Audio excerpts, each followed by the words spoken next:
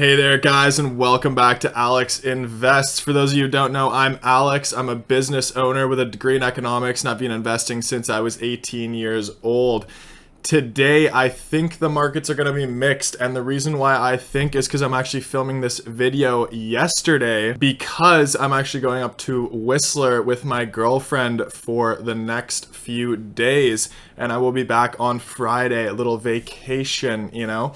So should be nice, get a little skiing in there, a little bit of snowboarding too, for those of you who do that. I do both. So anyways, today I wanted to talk to you guys about FCEL, fuel cell energy, because I do see some big movements here. And again, we saw a bit of a drop in this company yesterday, and I mentioned in my video yesterday that I did end up picking up some more shares here because I do see good things moving forward. But before we get into it, as always, please like and subscribe, guys. It really does help out the channel, and it helps me create more content for you guys. So obviously we are around that $10 range now for the stock. I remember the first time I talked about this stock, we were at $6 only, and now we're all the way up here already, and I do see that continuing. In my last video, I gave you guys a price target in the next 6 months. I saw this stock at $10 to $15. We're already at the $10 mark now, so I do see that continuing to $15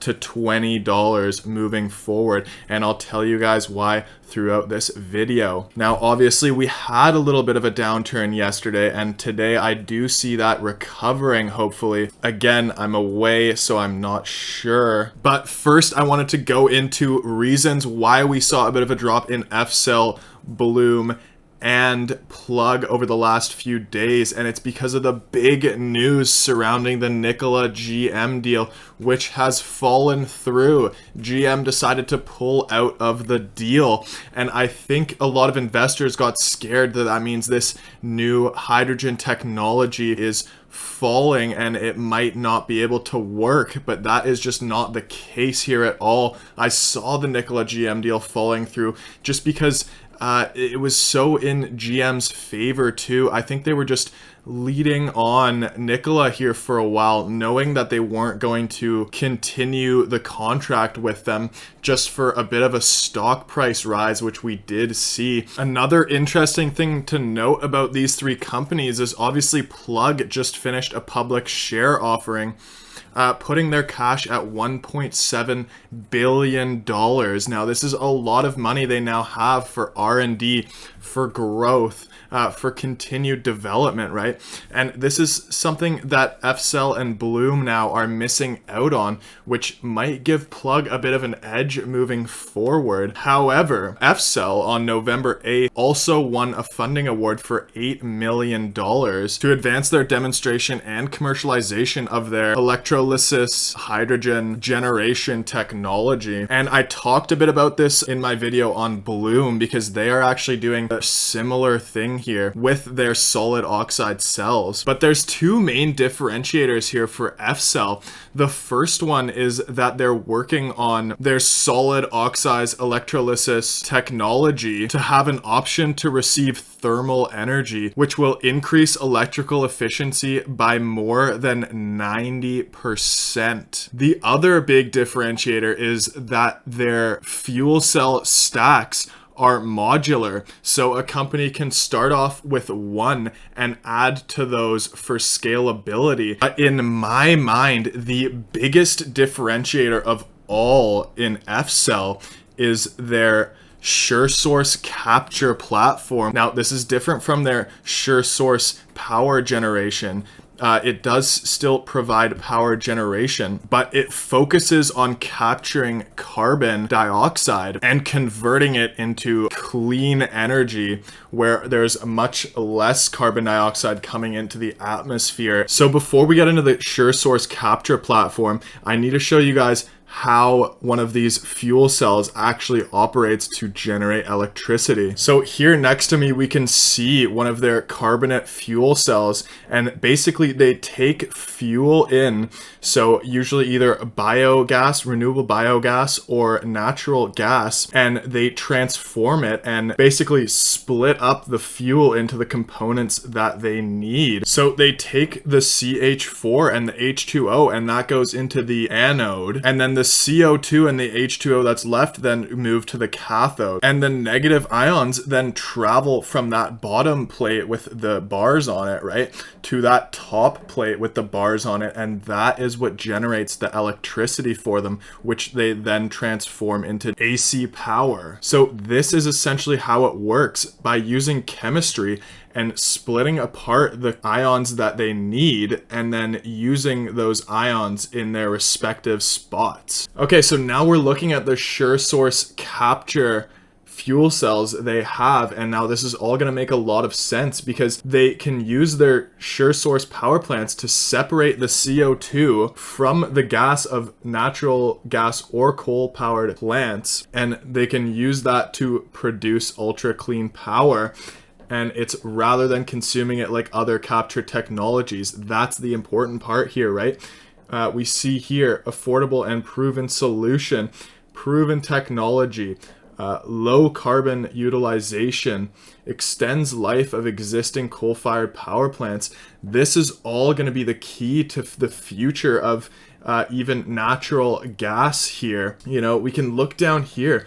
This is a coal plant. They've made it really easy for us with a great diagram, right? So we see the coal plant here and what it produces and the CO2 it produces, which is 3.6 million tons of CO2 per year. And this is a conventional CO2 capture. Power output decreases by 20%. Cost of electricity increases 80%. And pollutants increase 25%. And this is because these capture technologies right now use a significant amount of the power plant's output in order to capture the CO2, and that's 90% of the CO2 captured, right? But now look at the fuel cell CO2 capture here using their power generation technology, right? Because they can split up that CO2 and again use the components they need from it and use the ions they need from it to themselves generate more power. We can see to capture 90% of CO2, like the conventional CO2 captures, output increases by 80%. Instead of a decrease by 20%, we get an increase by 80%. Cost of electricity increases only by 33%. In the conventional, it increases by 80% here, right? Pollutants decrease by 78%. In the conventional, they increase by 25%. Now, to even capture 5% of the CO2, and we wouldn't want this, we want a number like 90% here, right? Power output still increases by 4%. Cost of electricity doesn't materially change, and pollutants decrease by 7%. So we can see how much better these fuel cell CO2 sure captures are compared to the conventional CO2 capture.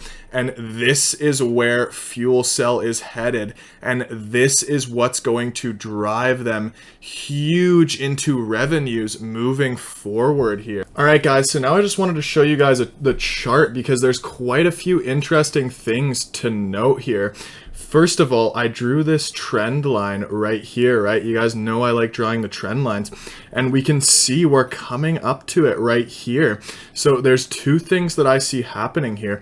We're either going to see more consolidation, it hits, and we're going to see another upturn, just like we saw back down here. You know, we came up, we had some consolidation, and then we continued the rise. And here we came up, we have a little bit of a downturn, right? But this is basically all consolidation here as well. And then right here, we see it hit the trend line and come up again. Now, this right here is also interesting because, I mean, we can see from basically back down here when we were at $2 all the way up until now, or right up here when we were at $10, we can see the amount of volume that's being traded here, and that's why we're seeing this big swing down here. And the other thing to note about this is I think a lot of investors who have shorted this stock actually got out of their short positions right around this part right here, and that's why we saw a big upturn from there, right? So it was a bit of a short squeeze. I was just looking at the shares shorted. So October 15th, there was about 46 million shares shorted, and now there's less than 35 million investors who have shorted this stock. So I think we did see a bit of a short squeeze here, and that's why we came up here. And I think we might see another short squeeze coming soon with a few more shares. You know, if we see this price go down a bit, then again, we also might see a big run up, and we might still see that even this week here. But another interesting thing to note is if we do come down past this trend line, there's a likely scenario that we're going to test it and then either continue on our uptrend or come back down and retest it at a later date here. But the most likely scenario for me, which I see happening, is we continue to see some consolidation up to this trend line, and then we continue seeing an uptrend here, and we won't see another short squeeze until the next drop down, which might come somewhere up here around the $12 or $11 mark. So watch out for that. Now let's just get back to this volume again for a second. So we can see volume here slowly decrease a little bit, right?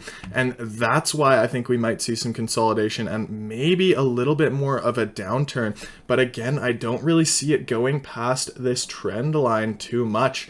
I kind of just see a continued up and back around the $10 mark maybe for a while, up until maybe this point here.